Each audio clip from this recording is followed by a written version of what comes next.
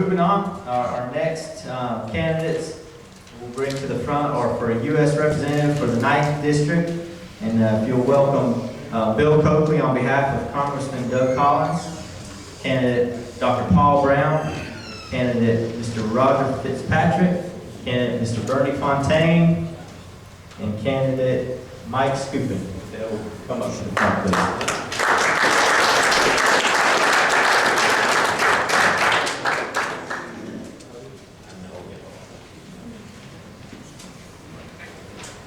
And since Congressman Collins isn't going to be here, Bill is going to say a few words on his behalf, and then we'll go ahead and ask the remaining candidates questions. Thank you, Mr. Chairman. Good evening. It's always great to be back here in Carnesville. I'm not a stranger here. I've been coming here to Carnesville off and on for the last 4 years.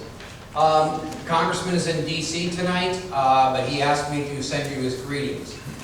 The Congressman has been fighting for you. Doug's been fighting for you since the day you sent him to Washington, D.C. Just some of the things that the Congressman's been fighting for. He's been fighting for Windstream. As a matter of fact, on May 9th, he is having another meeting with Windstream, this time with the CEO, to see if we can get some real solutions in place for the problems with Windstream. Windstream is probably the #1 issue we hear about locally. From the district. It not only affects the people at home who are wanting to just do their email and do their texting or whatever, but it's also an economic issue. How many businesses are going to move up into the 9th District of Georgia, into Windstream territory, if they can't get internet connection? I heard this morning that the people in Habersham County are actually having issues with the students being able to take their tests, because the Windstream infrastructure is so poor. The other things Congressman Collins has been working on is the Army Corps of Engineers. The Army Corps of Engineers has been trying to push regulations down the people of 9th District's throat for many, many years. As a matter of fact, this January, they tried to push an irrigation ban off of Lake Hartwell and Lake Lanier. The folks up in Hartwell and the folks here that use irrigation pumps came to us. Within 2 weeks, we turned that decision around. The Army Corps of Engineers backed off. We will keep fighting the Army Corps of Engineers until they take the needs of the people of the 9th District and the people who live along those lakes and along those waterways seriously. The other thing that we've been doing on a local basis has been orphan counties. I'm sure you guys are all familiar with orphan counties. Congressman Collins has led the fight in the House of Representatives to get the stellar reauthorization changed. As a matter of fact, working with the counties, there are 4 counties who do not receive in-state television: Franklin, Stevens, Hart, and Elbert.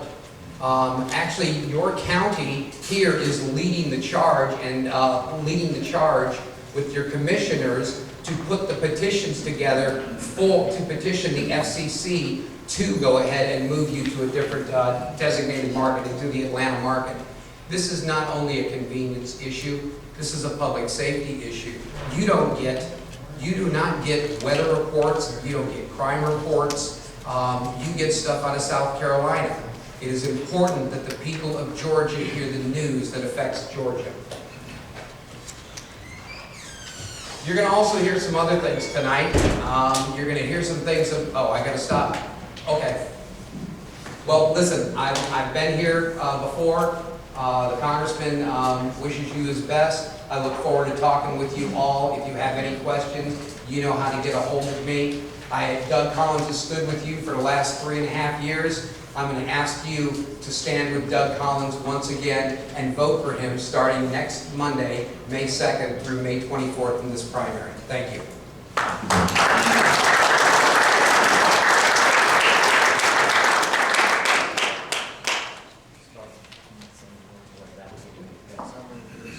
All right, thank you, Bill, for that. All right, gentlemen, I know most of you came in a little late because you were in Elberton, so we're just going to go over a little of the ground rules so you kind of know what we're doing here. I'm going to ask you questions. The ladies, the beautiful ladies in the back that are holding up these cards, that's going to be your signs as to whether or not go, slow down or stop, okay? So green means go, yellow means you got about 30 seconds left, and then red means you need to try to cut it off, okay? We'll be a little bit, we'll be a little bit generous, but we're not gonna let you go on forever, okay? All right, so the first question, and this is the question, same question for each gentleman here. Basically just describe a little bit about yourself and why you are running for this position. Go ahead, Dr. Brown. I don't think I need that microphone, and I'll speak to y'all. I like being closer to the people. Folks, we've got to stop this out-of-control government that the establishment in Washington, D.C. has built. And Doug Collins has been part of that establishment. And the best example of that is this omnibus bill that he voted for back in December. It funds Planned Parenthood. It funds Obamacare. It funds the Syrian refugee program. It funds the President's amnesty program. It creates another $500 billion worth of debt. And that kind of policy has to stop. When I represented you here in Franklin County for 3 terms in the House, I fought the establishment. I have a proven conservative constitutional record. I fought for Franklin County. We've got to have a 4-lane road from Toccoa 441 through Franklin County all the way down to the port. I fought to get rid of this idea that you have to get your TV from South Carolina. I fought to bring jobs here to Georgia. I started the process that brought Caterpillar and Baxter Pharmaceutical Company to the state of Georgia. We've got to get our economy going. I've got a proven record of positive solutions. That's the reason you should vote Paul Broun to be a U.S. Congressman. Thank you. Thanks, sir. My name is Roger Fitzpatrick. I live in White County along with my parents who are back here and my wife, whose birthday is today, by the way. And I'm born and raised in White County. Educator, retired from the White County school system as an elementary school principal, and then still work with education through a charter high school. And I got into this race because I am scared. I really am. I'm scared about the future of our country. And you have to ask yourself this question: what kind of future do you want for yourself? What kind of future do you want for your children and for your grandchildren? Because I tell you what, the direction that we're going right now is not one that looks rosy. The spending bill that was passed increased spending above the spending caps that were already put in place by $55 billion. Last fiscal year, we overspent the revenues, which, by the way, were the last 2 years, top 2 years in the history of this nation, and we still overspent by $500 billion. Currently, $19.25 trillion in debt, over $100 trillion in unfunded liabilities, and I could go on and on and on. But my question to you is this: when does it stop? Because what they're doing in Washington is they are robbing your future. They're robbing the future of your children and your grandchildren. And when's it going to stop? And the only way that it's going to stop is if we have people that have enough backbone to be able to go to Washington and say no to the establishment. You know, so many of the politicians that are in Washington, D.C., they base every decision that they make on will it get me reelected? And we've got to have somebody that's going to be willing to go to Washington and put their position on the line. And if it gets them beat in the next election, then so be it. But you do what's best for the country because that's the right thing to do. Thank you very much.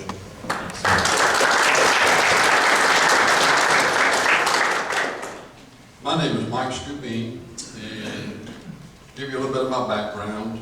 I have my first degree was in architecture. I have a BBA in economics. I have a Master of Science in Technology Management. I've been an adjunct professor at North Georgia College, State University. I really started this run for Congress, I guess, in 2010. Did not know at that point in time that that's what I was doing. But I became so concerned about the direction of our nation that I knew I had to step up and do something. So I invited about 10 of my friends and their wives over to the house to see if they were interested in forming a tea party so we could begin to push back against what Washington was doing.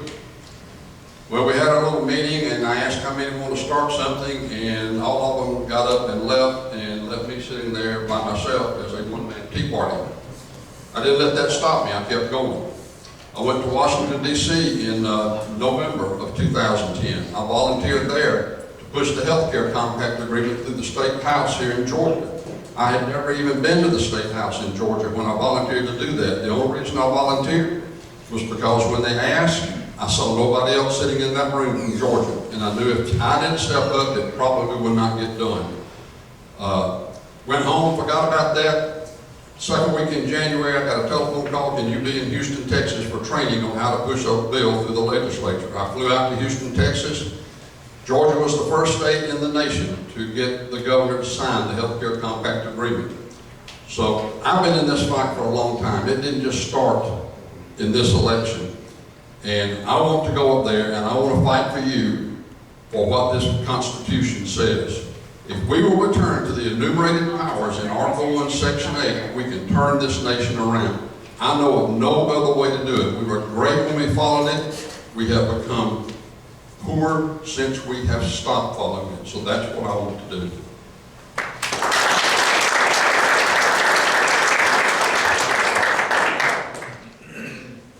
My name's Bernie Fontaine. I'm from Suches, Georgia. Don't know where it is, I'll tell you afterwards. I have a military background. I spent 30 years in the military. I started off at the bottom and worked my way to the top. After that, I taught political science for 15 years, so I have a little understanding of what government is supposed to do. Okay. My educational background is I've got a bachelor's in business, I've got a master's in public administration. I'm a doctoral candidate in political science. That's why I was teaching political science. The reason I'm running? We all know what the reason is, that this country is going down the tubes, okay? Now, what am I doing here? We have 5 choices. You have 5 choices, I should say. And only one right answer. So let's break it down and help you a little bit. We have 2 politicians that are running and 3 citizen candidates. If you like what you've gotten out of Congress in the last few years, putting aside the political rhetoric you've heard, then that's fine, go that way. If you want something new and better, take a look at us and look at our qualifications, that's all I say. In mine, you'll see my pretty face on the cover here, and the qualifications are listed in there. What we really need in Congress, most of all, is leadership. And I'm here to tell you that, not because I'm great or anything, but I have had to take a lot of leadership training, obviously. And I've had a lot of opportunity to lead people. And there is no leadership in Congress right now, and that is a bad systemic problem. That's why one of the biggest reasons nothing gets done. Okay. The next thing is that I have managed millions of dollars in construction budgets and so forth.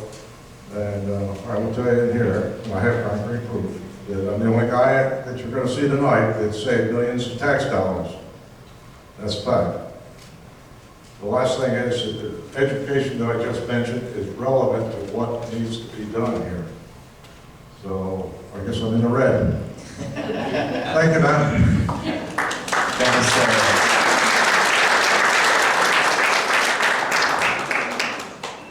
The next question is for Mr. Fitzpatrick. It is said that once a man gets to Washington, the system has a way of changing them, and once money starts flowing, decisions become clouded.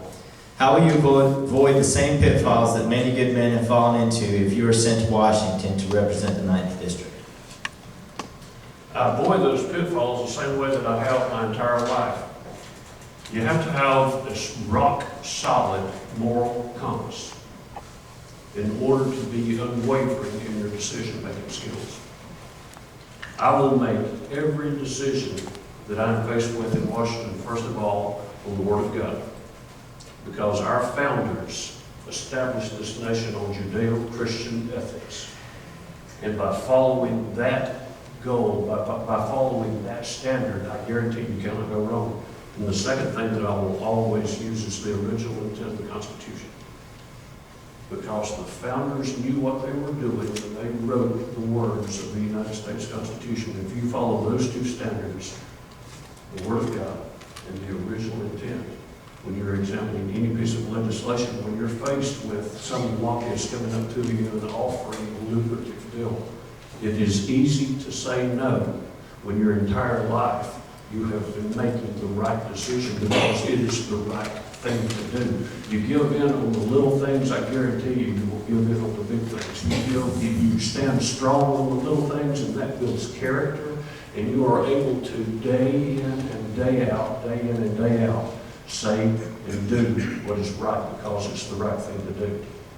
So whatever pressure that Washington is able to throw at me, by God's grace, I will always do what's right, and I will always represent the people of the 9th District, the people of Franklin County, the way that you deserve to be represented, because we live in a district that is the most conservative district east of the Mississippi River. And the people of this district deserve conservative, constitutional leadership. Excuse me, let me rephrase that. You deserve conservative, constitutional servanthood. Because we're supposed to be servants when we go to Washington. We're not supposed to be leaders. Thank you.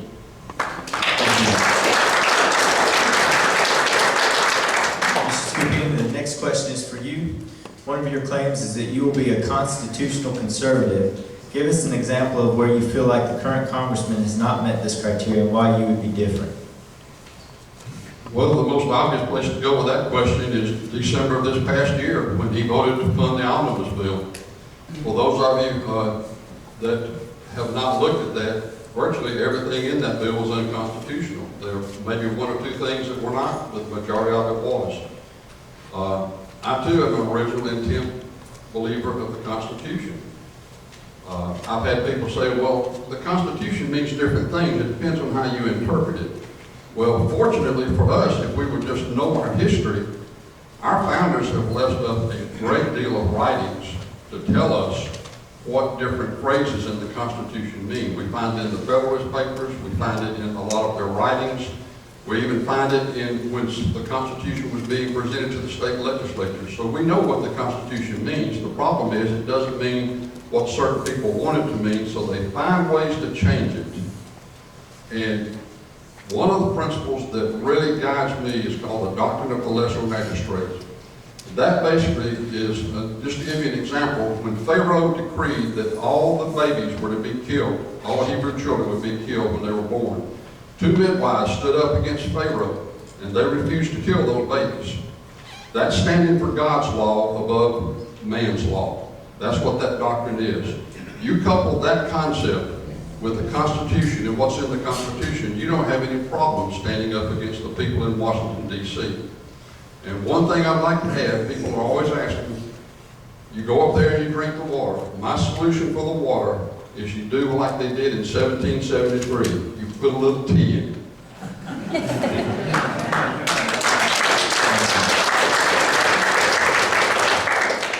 General Fontaine, next question is for you. You've served our country in the military for years. How does that training equate to the next level if you were to get elected to Congress? Well, first of all, I'd like to just answer the question that was asked a little earlier. Why, Roger, he was asked the question, how do I know I can trust you? And I got up after he did and I told the person in my military manner, the reason you can trust them is because I do, and I trust Mike. These are honorable people, and they have the best of intentions, and I'm never going to say anything different. So get that out of the way. Now, the second part was going to Washington, and Mike hit upon it a bit. I call it Potomac fever. They get up there and never want to leave. I know I spent plenty of time in Washington, but I'm immune to it because I stayed across the river in that funny looking building. Okay. But I have dealt with people at the federal level, state and local level. As far as the military, people say, well, what's the first thing you'll do if you get up there? And I tell you 2 things I do right away. and things that I know I can do, and I don't need 434 other people to help me. The first one is write a letter to the new president, and I'm not going to tell you who that's going to be. Write a letter to the new president and tell him that I suggest that those generals that have been pushed out by Obama be offered to return to the Army. And they will outrank those people that had no guts at all and did what they've done to the service. They will take care of the problem. A great first step. They say, well, what about supporting defense spending? Of course we support defense spending, but there's two parts to that. The second part, and those of you that have served know what I'm talking about, there is a horrendous amount of fraud, waste, and abuse, and the money never seems to get down to where you need it.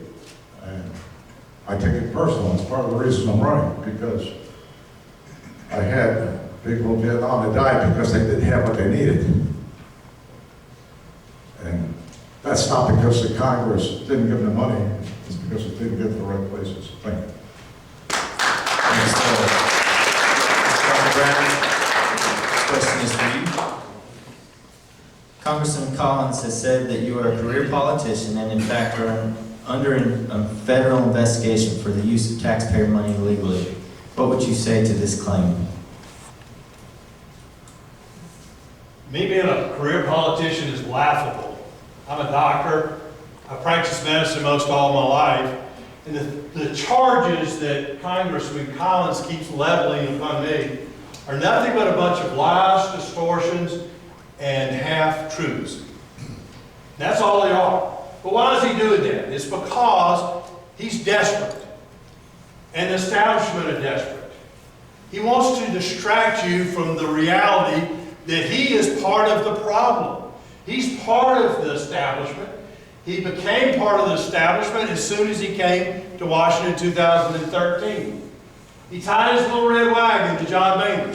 He's gone to the mat for John Boehner. He's voted for him twice. In 2013, I did not vote for John Boehner. I voted for Alan West to be the Speaker of the House because I wanted somebody that would get in Barack Obama's face and say, Mr. President, we ain't going to do that. You can close the government down if you want to. But we're not going to do that. We're going to put this country back on the right course. And I knew my friend Alan West would do that. So it's all a distraction. It's all a bunch of lies, distortions, and half-truths. That's all it is. So don't get your focus off the reality. Doug Collins has voted for bigger government, more spending, more taxes, and that omnibus bill is the perfect example of how out of touch Doug Collins is with the people of this district, this state, and this nation. We've got to stop what the establishment in Washington, D.C. are doing. When I was your congressman, that's exactly what I did. There are 4 questions that I promised you when you elected me in 2007 that I would utilize to evaluate legislation, and this one kept me from being a part of that Washington establishment.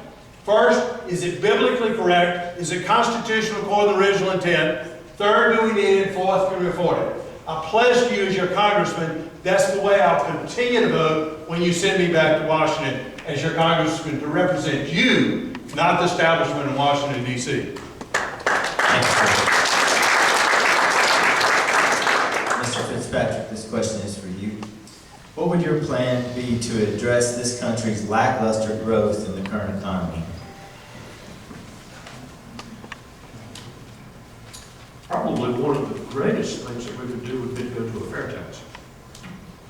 That way that we don't have to pay an escalating income tax, a progressive income tax, where you start off, you're making this much, you pay so much, you make too much, you get bumped up into a higher tax bracket. I would much prefer to have a fair tax where I get 100% of my paycheck, you get 100% of your paycheck, you decide what you're going to spend your money on. And therefore, from that, you decide what taxes you're going to pay. You would only pay taxes on things that are new. If you want to buy a used house, you don't pay sales tax. If you want to buy a new house, okay, you're going to pay sales tax. You want to buy a used car, you don't pay sales tax. And then that in turn would also remove the corporate taxes. And who pays for the corporate taxes? We we do. Corporations do not pay taxes. The consumers pay the taxes because they are embedded into the product. But when you remove all of the taxes that the IRS are forcing on people, then what you would do is you would bring all these corporations back to the United States. Right now, the United States corporate tax is the highest in the world at 39%. Now you can imagine if we were to go to a fair tax and that 39%, the prices would drop that much immediately because they don't have to pay a corporate tax anymore. So that's one of the first things that I would do. The economy would explode with expansion, and we would have new jobs all over the place. Secondarily, not secondarily, but along with, I think that we need to look at the immigration problem that we have, because we have so many people that are here illegally that are taking jobs away from American citizens. And so we need to remove the benefits that illegal aliens are receiving from our government, because that's the only reason that they're coming here in the first place, is to get benefits that we do not get. So, red card's up. Thank you very much. Mr. Green, this question is for you. There's been a lot of attention in regards to the rise of ISIS and the illegal immigration issue we have in this country. One of our current presidential candidates supports a temporary ban on Muslims entering the country. Where do you stand on this, and how would you protect us from illegal immigrants that want to harm us? Okay, in 2013, I spent a weekend in Washington, D.C. being briefed on the Islamic religion and how it relates to ISIS and terrorism. The young man that did the briefing, his name was Stephen Kaufman. He got called to active duty when the Twin Towers were hit with flames. They put him into military intelligence and asked him to become an expert on the Islam religion. When you begin to dig into the Islam religion, you're going to find out that it is anything but peaceful. The verses that came first were written when Muhammad was in Mecca. The verses that came later were written in Medina. That's when things changed. That's when it became a hostile religion. They teach something in their universities over there called abrogation. That simply means that whatever comes last takes precedent over what comes first, and they do that so that there's no conflict in the Quran. All your verses about killing Christians and the infidels and cutting heads off are in the latter verses. Islam is not a peaceful religion. I'll repeat that. Islam is not a peaceful religion. What Islam is, it's a political system that masquerades as a religion. We know that because of Sharia law. You do not have effective Islam anywhere in the world except where Sharia law is implied and imposed. It takes all freedom away from women. So when Donald Trump, and I know that's who he's referring to, says that he would ban Muslims from entering this nation, he is right on target. That needs to be done. We've got precedent in history. We've had other presidents that have done this thing, not necessarily in this situation, but in others where people were banned from coming into this nation, and that is what this nation needs to do right now. And I have the red card. All right, thank you, sir. General Fontaine, the next question is for you. Some say with the current level of government assistance, our country has gone beyond the point of no return. If elected, what would you do to address this problem? We have a horrendous mess, and he wants me to straighten it out right away. It's going to take a lot of work with a lot of people to straighten it out. And by the way, I didn't answer your last question totally correctly. There is a nasty, rotten system that the other Bernie and I agree on. It's the only thing we agree on, and that is that the tax system is a rotten, corrupt system, and that's what gets people into Washington, and it's really, really hard to get them out because they get thousands, millions of dollars, and that keeps them in there. Get rid of that before you try term limits, and you might be able to just vote them. You know, to get back to entitlements. I went to school, and when I went to school, entitlements meant that you did something to earn, you're entitled to something. And we need to get away from that mentality. You know, it's a socialist ideology. and I taught this sort of stuff, you know, so I know a little bit about it, but I'm not gonna get into big words and all that sort of thing.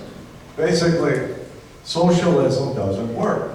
It's that simple. And if you've ever read a history book, you know that because it's never worked anywhere. And it creates great problems. Now, I got a feeling that the people who are gonna be hurt the worst if this thing doesn't change aren't sitting here. It's the people who are living in the city that are totally dependent on entitlements. What are they gonna do? You know, we're country boys around here. We know what to do. We can always survive. That's the way the song goes. Thank you. This question is for you. You have served the state of Georgia previously, but then did not win re-election. Why do you feel you lost that race, and why should Georgia send you back to Washington? Well, I lost the race to the U.S. Senate 2 years ago because the establishment in Washington wanted anybody out of the 5 major candidates running for the Senate. They wanted anybody but me. Why? Because I worked real hard to take the power away from the bureaucrats and away from the politicians in Washington and send it back to the states or the people as the 10th Amendment demands. I wanted to get money out of their hands and leave it in your pockets. And the politicians and bureaucrats in Washington don't want that. So they wanted anybody but me. And they did everything they could to try to destroy that candidacy. But I want to go back to a question that you asked Mr. Fitzpatrick. Again, I've offered positive solutions. I introduced a jobs bill that I gave to Art Laffer, the famous economist that worked with Ronald Reagan, and asked him to look at the bill and tell me what the economic results would be of that bill once we pass it into law. And he said, Paul, this bill is so big, would create such a strong economy that there's no economic model to even judge how big it would be. It's a very simple bill. It reduced corporate taxes permanently to 0. It reduces capital gains taxes permanently to 0. And death taxes permanently to 0. And allows businesses to do an immediate write-off of all capital expenditures, or a businessman or woman could stretch it out over a 3-year period of time. It would bring $2 trillion into our economy overnight. I focused on job development. I started the process that brought Caterpillar here to the state of Georgia, as well as Baxter Pharmaceutical. I'll continue to work for you to bring jobs and industry here to Franklin County, to Georgia, to the 9th Congressional District. Again, I represent your interest, not the interest of the establishment in Washington, D.C. That's the reason you should vote Paul Broun to be your congressman.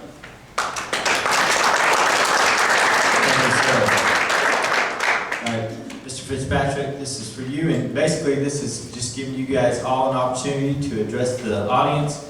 You'll each get 2 minutes to ask them why they, or ask them to vote for you on May 24th, okay? So the floor is yours. If you are as concerned about the direction that our country is going, then it's time for a change. It's time for a change. Our current congressman went to Washington 3+ years ago, and during that time, he has made several votes that I would consider to be very anti-constitutional. And obviously, the most recent was the omnibus bill. But what we need is somebody that's going to go to Washington and is going to fight for you. And that was one of the reasons that I got into this race in the first place. One Sunday afternoon, I was at home with my wife, and we were just really talking about whether or not, what do I need to do? What do I need to do? And I finally asked myself, who's fighting for me? Who's fighting for my future? Who's fighting for the future of my children? And, and I keep going to my children and my grandchildren, but my goodness, what other reason is there to save this country? Except those that are going to come after us. And that was what our founders did. They set up this system of government for those that for us. That's what they did. You read the writings. They did it for us. And it is incumbent upon us as those that they gave the country to do something about this country so that we can give it to somebody else on down the road. And so we have got to fight. We're in a war.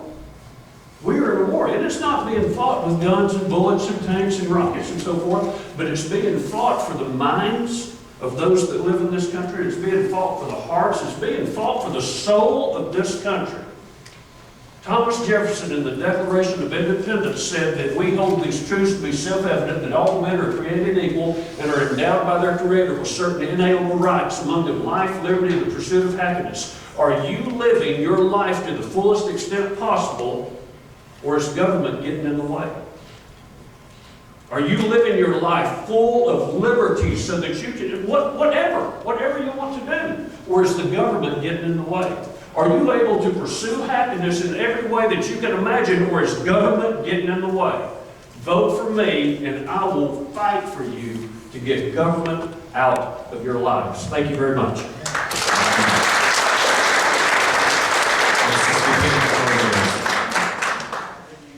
I want y'all to cooperate with me for just a moment. How many of you have heard of the establishment? Please raise your hand if you've heard of the establishment. Thank you. How many of you now like the establishment? Really? I contend to you that Doug Collins is the establishment. He sits currently on the House Rules Committee and is also on the Judiciary Committee, two oldest committees in Congress. You do not get put on the House Rules Committee unless you are willing to go along with the establishment, the leadership in Congress. Why? Because everything that comes before Congress has to pass through the Rules Committee first. So if they want it to come out of rules, they want people on there they can control. If they don't want it, they want to stop it. Now, how else do you know he's establishment? Did you see the signs out here that said Collins when you came in? Folks, that takes money. Did you see the AJC article that came out last week? Collins' war chest, $715,000. Big donation just came into him from Paul Ryan, the Speaker of the House. 100% establishment. Most of the money, if you'll go and look to see where it's coming from, it is not coming from Georgia people.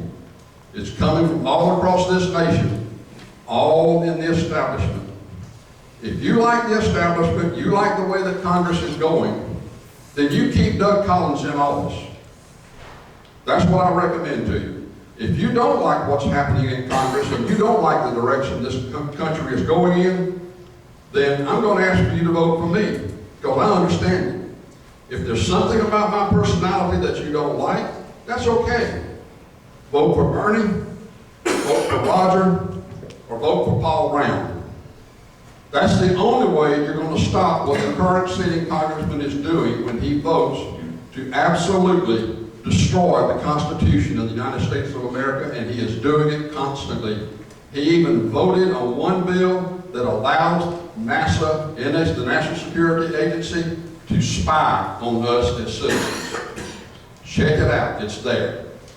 Thank you.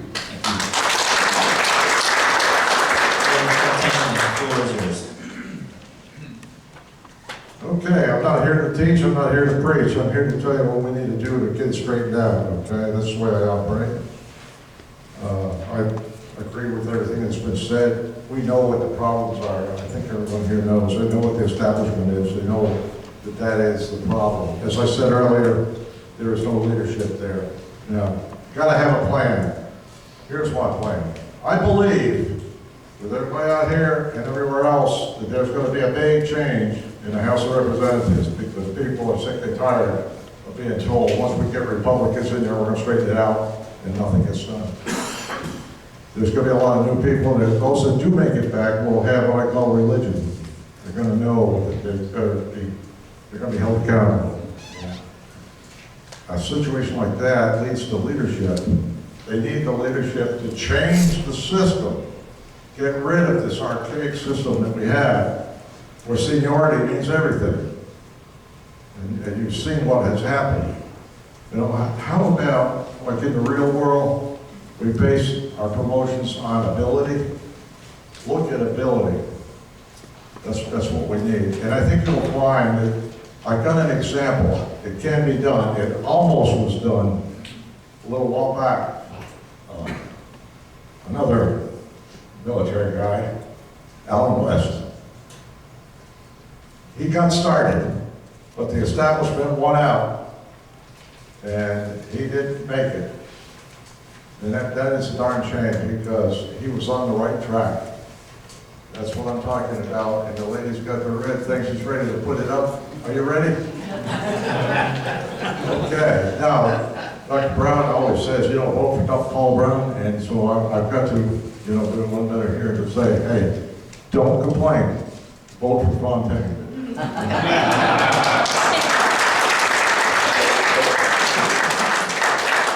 Dr. Brown, I don't think you need this, do you? I don't think I need that. Y'all, the choice is clear. Do you want to continue with an establishment congressman who's voted for more spending, more taxes, more debt, funding for Planned Parenthood, funding for the Syrian refugee program, funding for Common Core, and in fact even voted to reauthorize Common Core in a bill called ESSA, Every Student Succeeds Act, and then he voted to fund it in the omnibus bill. Or do you want somebody who's going to represent you, to leave dollars in your pocket? You see, I have a proven record. It's a proven record of standing firm on those four questions. Is it biblically correct? Is it constitutional according to the original intent? Do we need it, and can we afford it? That's the reason for over the past year, I've had conservatives all over the 9th Congressional District who have followed Doug Collins' voting record, have encouraged me to run. We've got to stop this out-of-control government, friends. And Doug Collins is voting for more and more of it because he will do anything that the leadership, well, it's actually the non-leadership, and I agree with Bernie on that, wants him to do. I've got a proven record of standing for you. I've got a proven record of fighting to bring jobs to Georgia, to bring about the positive changes. My jobs bill will create a stronger economy. My Patient Option Act rips Obamacare out by the roots and puts you in charge of making health care decisions. It's the only Republican bill that does that. The politicians in Washington want the power. They want the money. I want you to have the power. That bill, the Patient Option Act, has been endorsed by the conservative alternative to the AMA. It's called the Association of American Physicians and Surgeons. It was also endorsed by Freedom Works and Madison Project. Folks, I've got a proven record. The question is, it's a record of serving you, of stopping this out-of-control government, and that's what I'll continue to do as your congressman. So do you want an establishment congressman that tells you one thing here in Georgia and goes to Washington and does something else? Or do you want somebody who's going to be dedicated to serve you, to return this country back to constitutionally limited government? That's what Paul Brown's all about. That's what I'll do as your congressman. Vote for Paul Brown to represent you, and let's save America. And with your help, we can. God bless you. Thank you, gentlemen. I appreciate you being here tonight. I know you've had other events, and so I do appreciate you being here. They also mentioned that there might be some brochures in the back. So if anybody wants any brochures in the back, you guys can put those back there. Thank you, guys. Appreciate it.